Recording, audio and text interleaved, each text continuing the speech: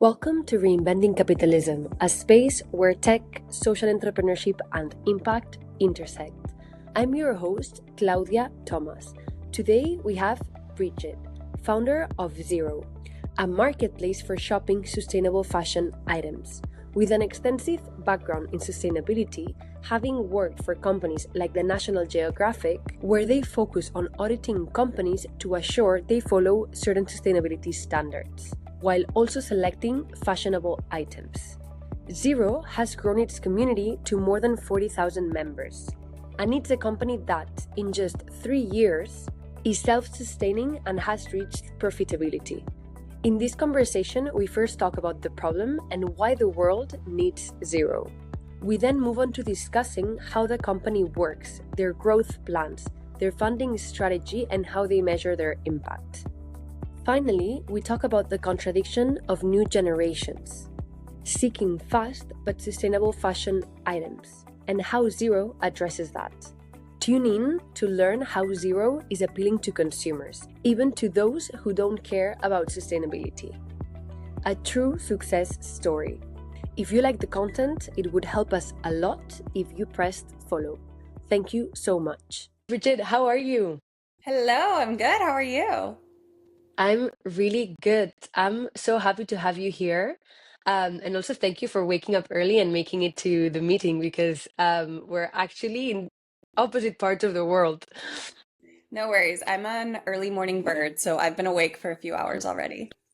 Oh my God, perfect. Then it's not the first thing that you're doing today. Let's get straight into it. So, you have a background working in sustainability, and a few years ago, you founded Zero with Ellie, your co founder, which is a marketplace for sustainable fashion. Mhm. Tell us, why does the world need Zero? My opinion, the world needs Zero because to date, there hasn't been a solution to the problem that is fashion consumption. And there's been a lot of sustainable fashion emerging, but it hasn't been relevant to the everyday consumer. So there's this huge gap that needs to be filled where people feel like they can buy a better product without having to compromise on what fashion is. Maybe share some key stats of what's the problem with the fashion industry. The fashion industry, the problems with it are just all consuming from waste. The amount of waste that the industry creates is like one of the largest issues with it, in addition to like emissions. There's so many problems with fashion, but in my opinion, the biggest fashion issue is that it's moved towards this cycle that's really based on micro trends. And so the amount of fashion that we're consuming is absolutely overwhelming. And then a lot of these pieces, they're factored in with planned obsolescence. So they're just made to break. So the current fast fashion model that's overtaking everyone's closets, the products are designed to go out of style and then break within a couple months. And so fashion is just going down a horrible direction where we consume more and what we're consuming is horrible quality. Wow, one would think that fast fashion is there to reach that need for consumers to just consume and consume and consume, but actually that you say that it's done on purpose so that people can just buy more. That's kind of crazy.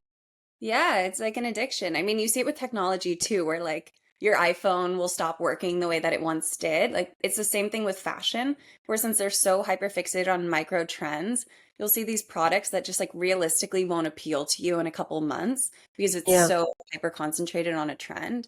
And then also with that, like the quality of the product is so low that things like zippers, buttons, the material itself will just inevitably break faster than like a high quality piece.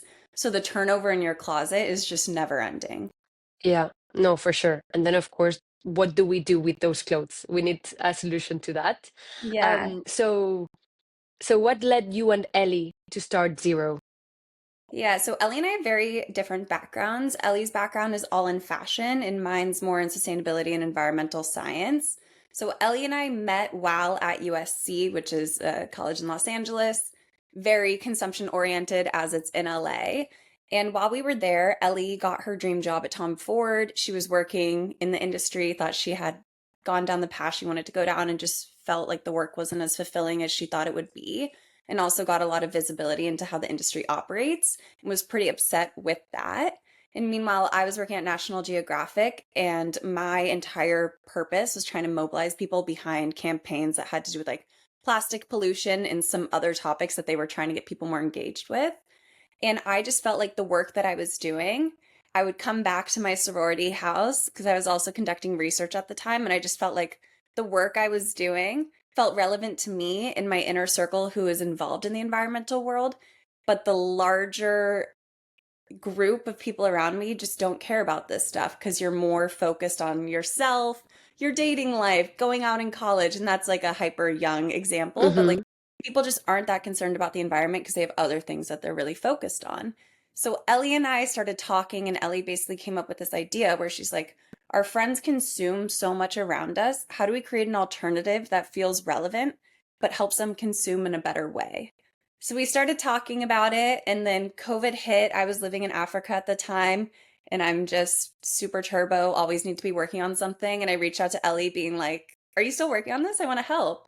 And then I started doing a ton of research for it. And basically, by the time that life was back to normal, we were like, okay, we should do this. Like, we're ready. That's such a nice story. And also knowing that you founded a company with a very good friend of yours, that's sort of like the jackpot. Yeah, it is. I mean, it's like starting a business with a friend is amazing. And I feel like working with Ellie has been like one of the most transformative relationships in my life because you really need to learn how to take a friendship and make it professional and like how to communicate Yeah, as business partners and remove the friend side of it so that you can both be productive in the work that you're doing. absolutely.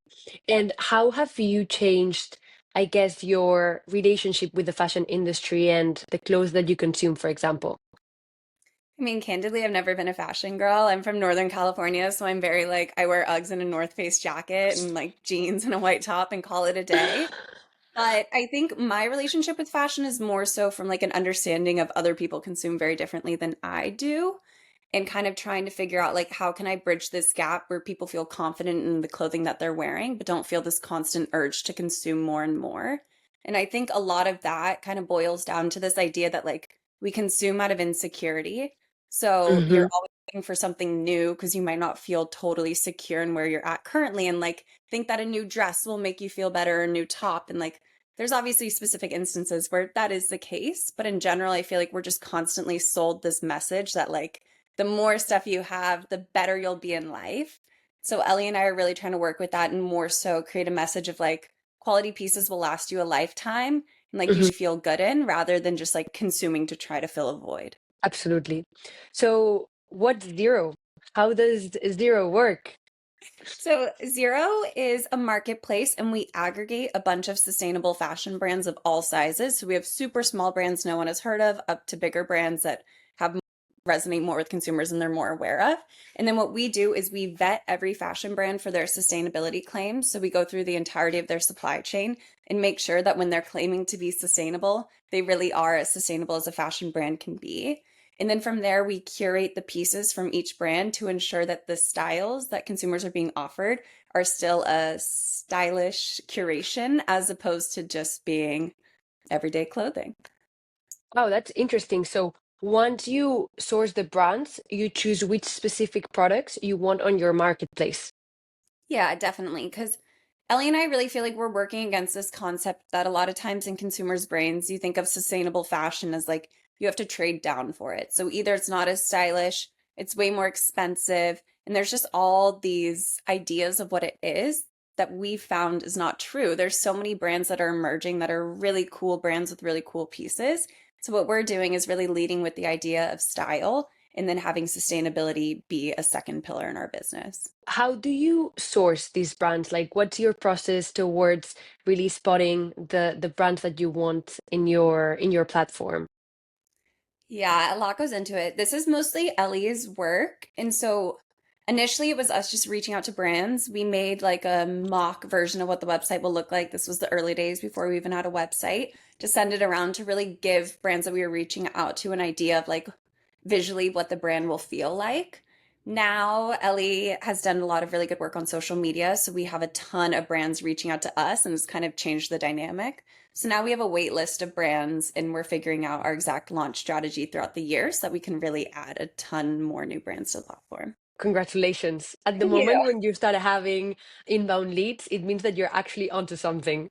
Oh, it's amazing. Like I don't really have access to Zero's social media, But sometimes my computer, I'll like log into it just to see what's going on. And the amount of people will have messaging us about their brand or the amount of emails I'll get, it's amazing.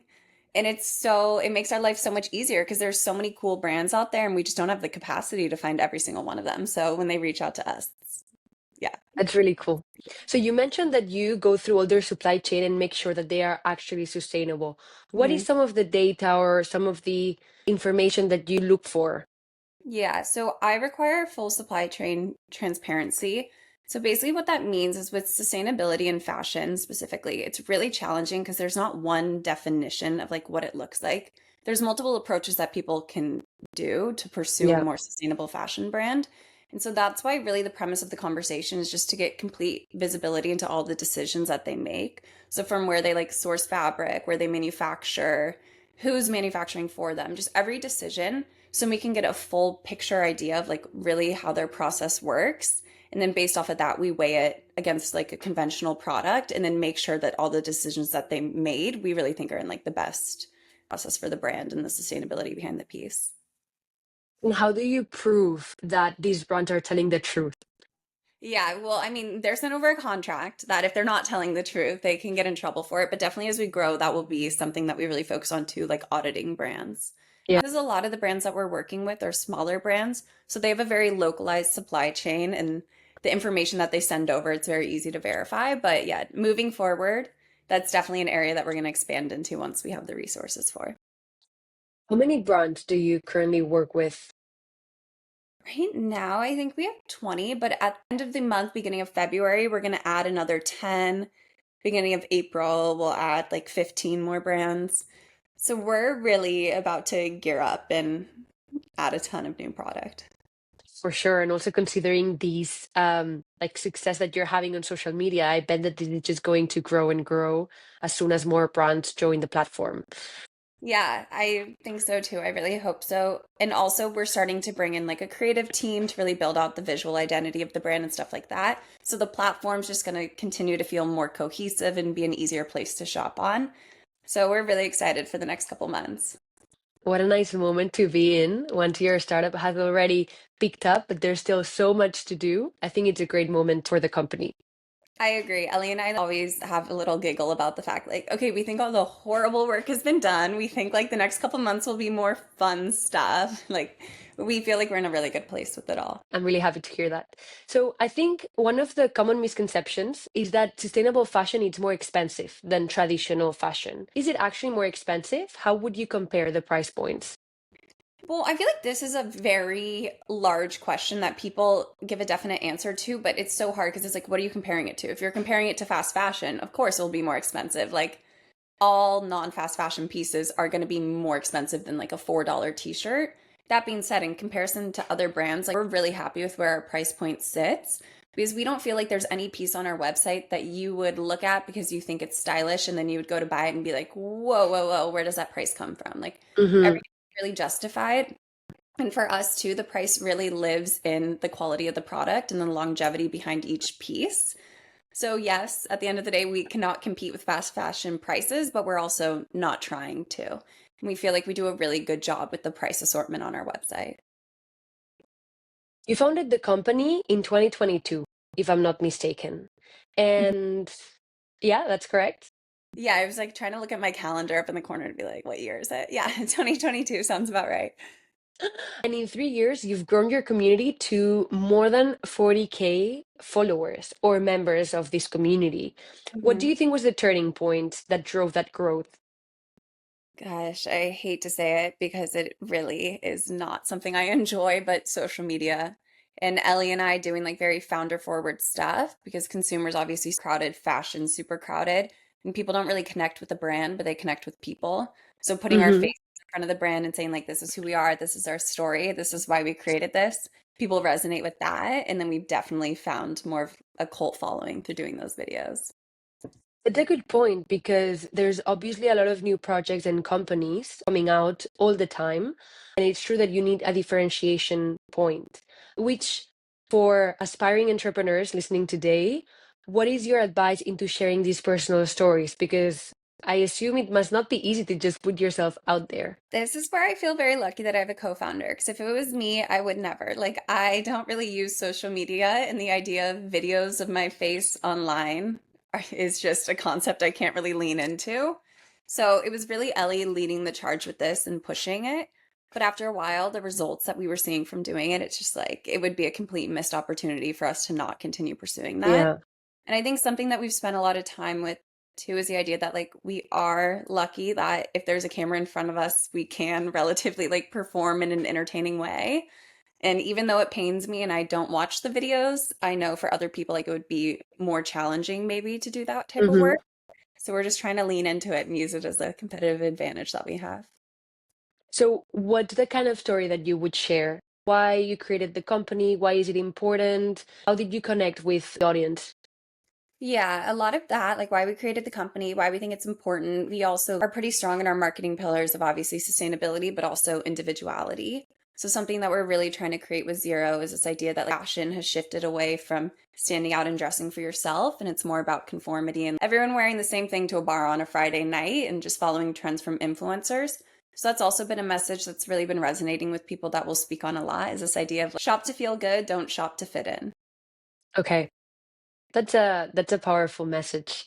Thank you.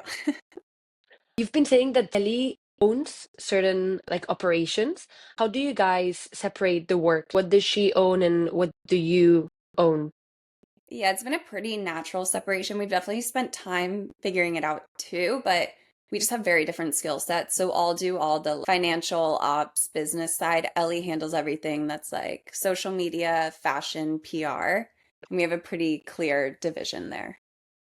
That's quite nice because then you complement each other. There's no Yeah. room to for confrontation. Yeah, we're very complementary to one another. We work well together in that sense. So, what's the business model of the company? How do you relate with the brands? Yeah, so we are a typical marketplace. So we work off a drop shipping model right now, and then we take a percentage from each sale that goes through our platform. Okay, so you don't have stock from these brands? No, No. we don't hold inventory. What we will do is we'll have one piece of each of the products that's going to be on our website, and then we'll shoot it in-house and do a bunch of like social work and stuff and influencer work with it. But we don't hold inventory. That's quite cool. So you do your own marketing with the brand. So you don't use their own communication content. Yeah, we do our own marketing. To date, that's what we've done. In the months moving forward, we're gonna absolutely grow how much we're doing that as well, because it's been really challenging only being two of us. And like I work full time, so my capacity to do this is really nighttime. And so in the coming months, the amount of marketing efforts and pushes that we're gonna put behind these products will be even more than what we've done to date. And a lot of that just goes back to when people shop on Zero, we want them to understand what the platform's for, and we want there to be a specific cohesion behind it. And so it's really challenging to do that when you're working with a ton of different brands' content as opposed to Hmm. creating content. Yeah, fair enough. I can see that. Which types of celebrities have you worked with? Celebrities. We've done like gifting to celebrities and we've had a few celebrities wear the pieces, but to date we haven't done enough like celebrity and influencer work. That's definitely the next couple months what we're focusing on. Hmm. Had like Eva Longoria. She's worn some of the pieces. Sydney Sweeney's worn some of the stuff from a brand that we're about to add. But yeah, in the next couple months, we're really gonna double down on that. Push on that. So Yeah. that was actually my next question. What are your growth plans for 2025? Growth plans, all marketing. We've done a lot of work figuring out merch strategy, what people want from Zero, what messages resonate. And now we're focused on like cleaning it up creatively, creating a really cohesive identity behind the brand, and then just absolutely getting a ton of eyes on the platform through multiple different channels. Is there anything marketplace specific? Like, is there anything that you need to do within the industry that helps marketplace scale? I mean, for marketplace to scale, you just have to become the sole place people go to.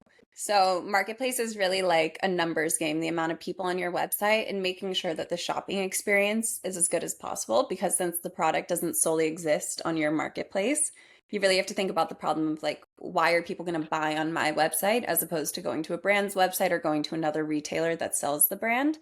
So we're doing a ton of work focused around optimizing our website, making sure that the flow of discovery from like social to web to sale, and then the communications you get from us afterwards are super consistent to really kind of cater to this idea that you're bought into zero and bought into the Mm-hmm. brand, resonate with our message, and that's why you shop with us. Do you have any plans to raise anytime soon? Currently we don't. We've raised some capital to date and we feel like we're at a good place where we're profitable and we have some extra money in the bank for some fun things that we need to do. But right now our focus is just on increasing sales and we know that we can do that with the current money that we have and the money we have coming in. Wow, not every entrepreneur can say that.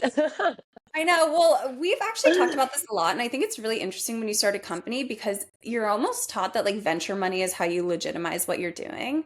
But at the Hmm. end of the day, you start a business to be profitable. And if you can get there without having to dilute your ownership of your own company, then why dilute it? And we're at a place where Absolutely. we raised enough money that we're able to execute on what we need to execute. And if we continue to raise, then Ellie and I just own less of the company and it becomes less of our vision and more so catering to investors and what they need.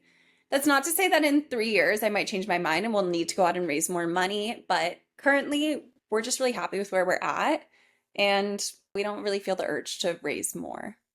No, fair enough. And it's a more sustainable way of growing as Yeah. well. Like you don't have this influx of capital that then makes you unrealistic about the capital or your profitability capabilities, Yeah. that then you just become like a company that you just like spend, spend, spend and expect to make a lot more money in the future. So Yeah. so I think it's much more sustainable, and I think more companies should actually try to focus on this model rather than going the VC route. Yeah, and like even small things like when we're about to hire a creative team, like the amount you'll get quoted from these people, the range is insane. Like some people, I had a woman quote me 200K to do our creative. And if you had more money in the bank, then you'd be more susceptible to also overpaying for some things that you might not need to do. So I think Hmm. with fundraising, a lot of times there's obviously like a specific amount you need to raise in order to grow your company and like make key hires and do the things that you need to do. But then I do think that there's a part of like ego also that gets involved in raises. And sometimes people will go after a number that isn't necessarily what you want. And then because of that, you start spending money that you didn't really need to spend, just all to kind of fulfill this idea of venture is the way that a company's successful. That's so true. That's so, so true. You end up having money that you don't even need. Yeah, you have money that you don't even need, and then you own less of your own company. Where, like, if Ellie and I get the company to a certain point, we'll be making an income off of it that like, sounds better to us than trying to go the venture route where we scale to really quick, really high amount for the company that's maybe not as realistic and doesn't lead to as Hmm. sustainable growth. Just with the idea that then we'll sell the company, and I don't think that that's really what we see from it currently. Yeah, fair enough. How long did it take you to start being, well, generating revenue first, and then I guess being profitable?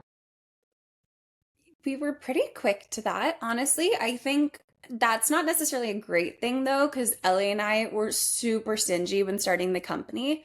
And a lot of that, like, we've learned some really good lessons from it. Even simple things like photo shoots, like the amount that we would initially pay is ridiculous. Like, you're not going to get quality work for the money that we were willing to put down. And then because of it, we won't get quality work. And so it's been like a lot of learning, but it kind of goes back to this idea that we're glad that we've been learning on spending minimal amounts of money and then getting these big lessons as opposed to having a larger budget. But yeah, it didn't take us long to get profitable. I think that we could have definitely delayed profitability a little while and like improved the business in general and spent a little more money to get it looking more cohesive and doing a little bit more marketing.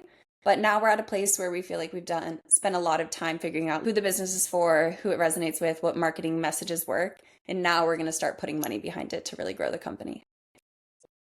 Which is the data that you are tracking to prove that sustainable fashion is the better alternative to traditional fashion?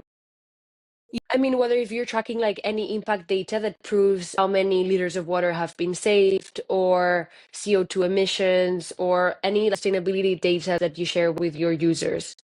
Okay, so this is actually where I kind of have a hot take and what we're really trying to figure out because to me, stats like that are super misleading. Like I tell a consumer, in buying this shirt, you saved X amount of water. In actuality, you didn't save water. You bought something and water was used to create this. But obviously, Mm-hmm. that just as a direct comparison to like a conventional product. And the assumption that it's working off of is if you didn't buy the sustainable shirt, you would have bought the shirt from, say, Gap or something. That's actually been a focus for the past couple of months is like, how do we communicate sustainability and make consumers aware that by shopping on Zero, it is better for the planet than the conventional alternative without giving data that in my mind is slightly misleading. Yeah, I'm thinking because it's true that sustainability has become a buzzword. And so when do you use this word to actually prove to your consumer the impact that you're having? Like it must be tricky to find the right words and to find the right data. Yeah, it's very tricky in my opinion because consumption just isn't sustainable, especially the way that we consume. But at the end of the day, like wearing clothing, you need to have something on your body. So if you're gonna buy a product, it better be the better alternative. But it's really figuring out how to communicate that to a consumer without almost greenwashing and like enabling people to believe that their purchasing decisions have no impact on the planet, because that's just also not true. Yeah. Zero was mentioned in Digital Native, which, by the way, I think it's my favorite newsletter out there. Oh, me too. Yeah. He writes just so well, and all his consumer insights are amazing.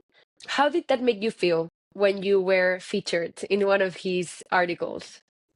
Oh my God, it was great. One, like Rex is just such an impressive consumer investor. In his newsletter, I love it. I feel like there's so many people emerging through like Twitter and stuff who think that they're a thought leader, but in my opinion, just kind of regurgitate what other people are saying. But when you read what Rex is writing about, it really stands out as like these are original thoughts. He really has his finger on the pulse with this. So when he mentioned Zero as kind of a future company that he thinks has potential, it was really great to read. Did that open any unexpected doors for Yeah. Zero? Yeah, we definitely had a lot of investors reach out via LinkedIn after that. So thank you, Rex. Wow. Thank you, Yeah, Rex. you a bunch, Rex. Did he reach out to you, or you just suddenly saw yourself in the article? We've spoken with him a couple of times. He might have communicated with Ellie, but I'm not sure. I don't actually think so. We didn't really know that that was going to come out, and then it did, and we were like, oh my gosh. Even better.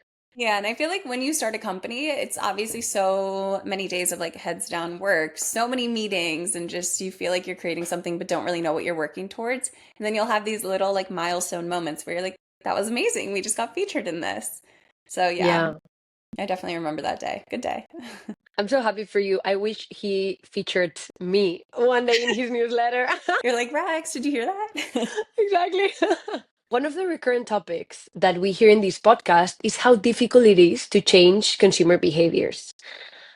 Zero was built from the contradiction of new generations looking for fast but also sustainable options in fashion. What has been key when it comes to communicating with your consumers? Okay, this is a topic I feel very passionate about because this is kind of where my background was and what really made me feel like we need to start a company like this because I felt like the way brands were trying to communicate to consumers was just completely missing the mark on this. So a lot of times a sustainable alternative will come across as like preachy. You need to make this switch or else you're harming the planet. Like you are single-handedly responsible for this. And that just does not resonate with a consumer. Like fashion is inherently self-serving. At the end of the day, I'm buying something because I want to look good and I want to feel comfortable. I'm not buying to support the planet. It's an added bonus. And I feel like a lot of times brands really forget that. Also, when we were really thinking about like our comm strategy, Ellie and I aren't going after the eco consumer because they don't really buy things. And so at the end of the day, their impact on the planet through consuming fashion is very minimal because they don't shop. So what we're looking to do is we're looking to sub in for people who are really high consumers, buy a ton of fashion, but they just find themselves shopping on Zero because they love the assortment. So with that, we really had to do a lot of work around, okay, what's the message that resonates with people? Because sustainability, we know, is like the behind the scenes entire focus of the company. But that doesn't mean that it's why a consumer will want to shop on the platform. So we've done a ton of work to really figure out, okay, what's the messaging that draws people in? And then at the end of the day, you see the added bonus of a product being sustainable. Woo, great. But it's not why you're going to buy something. Okay, interesting. Have you found any key concepts that resonate more with the audience that you feel that can actually change Yes. consumers? So for us, this goes back to like the individuality element and trying to communicate fast fashion not through a lens of like shaming for consumption and shaming for the impact on the environment, but more so saying like, whoa, whoa, whoa, everyone, we've stopped dressing to feel comfortable in ourselves and we've started dressing just to fit in. And that's why we're constantly consuming like these micro trends that are inexpensive. Because you see your friend wearing it, you assume that you should be wearing it too, because that's what everyone's wearing. And we're more so trying to like reteach this idea of luxury, not from a specific price point, but just from like wearing a quality piece that feels good and that you can wear throughout your entire life because you know that it's something you'll never want to remove from your closet. Yeah, because for what you're saying, and I think it's something that I've read before, when consumers make a change, it's because it's good for them, right? Yeah. Because I've been reading that if you share data about the planet with consumers, for example, they might not resonate because everyone is in their day-to-day life, and Yeah. they don't actually see the harm that you do on the planet, for example. Yeah. But they only make decisions when it actually impacts their well-being, their sense of worth, how they feel. So I think that the way that you've approached it, it resonates with these thinking. Yeah, it's also really hard to understand and like conceptualize these data points that brands will share with you. Like the amount of water you saved. I have no idea what that actually looks like in practice. Like it's Yeah. a disconnect for your brain to understand what that's trying to communicate. And at the end of the day, like you're not trying to digest that much information around making a purchase. Like a purchase is something that you do really quickly, and there's not a lot of thought that goes into it. Another thing that like Ellie and I speak about a lot is kind of this idea of like sustainability looking more like the next wave. So I feel like EV cars are a perfect example. People drive Teslas and Rivians not because it's better for the planet, but because it's a better car and it's a cool car. And we just really feel like something similar needs to happen for fashion. Like there needs to be this reinventing of the industry. And part of that is really rebranding how sustainability sits in people's brain. Yeah, I agree. Thank you for that. It's true that the product needs to be cool. For people that don't understand the problems that we're facing, we just need to make impact, sustainability, electric vehicles the new cool. And that's how we'll convince everyone or the masses to actually join the revolution.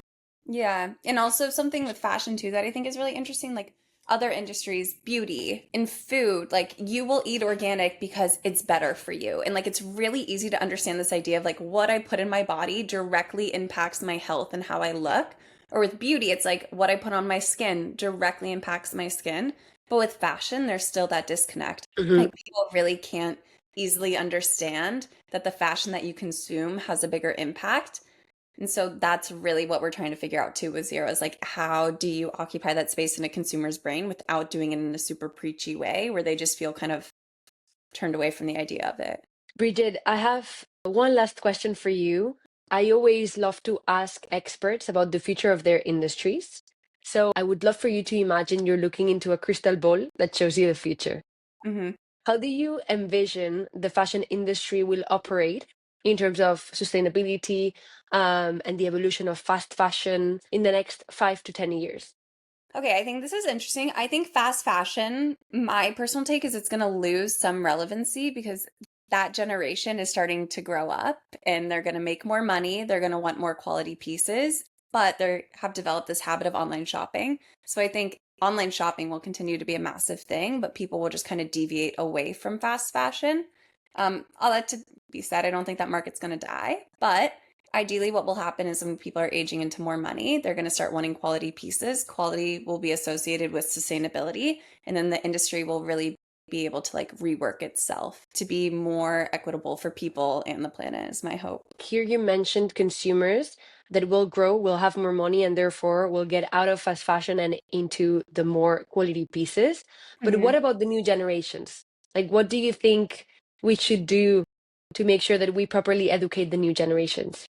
Yeah, I mean, that's where I think that the work of a company like Zero is super important because if you can just become relevant in a consumer's brain, if you can seem like the thing to aspire towards, then you'll occupy the space that usually fast fashion would occupy. So I think that that really comes down to like messaging and getting your idea across of like quality pieces standing out and almost making fast fashion seem kind of tacky and like something that you shouldn't aspire for and you shouldn't aspire to buy into all of these trends. Rather, you should try to figure out like who you are and how you want to dress and kind of pave your own way in the world as opposed to trying to conform to what everybody else is doing. Thank you, Bridget. I love our conversation. I think you guys have a bright 2025 ahead of you, and I can't wait to see what you guys do with Zero and where you take the company to. So, wishing you and Ellie all the best. Thank you so much. Likewise with your podcast.